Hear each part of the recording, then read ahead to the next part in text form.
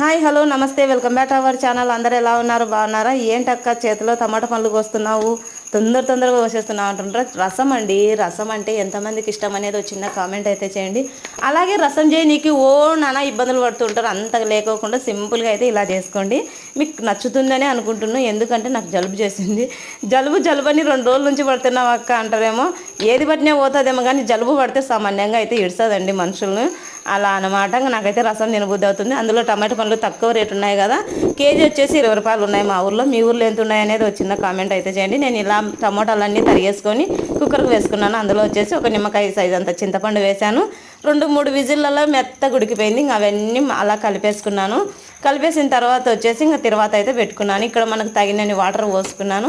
చెప్పడంలో ఏమైనా తప్పు ఉంటే క్షమించండి. అలాగే వచ్చేసి పసుపు, చార్ల పొడి, ఉప్పు ఇవన్నీ వేసుకొని కరివేపాకు, తిరువాత గింజలు, ఒట్టిమిరకాయలు, తెల్లవాయలు, తిరువాత వేసుకున్నాను. వీడియో నచ్చితే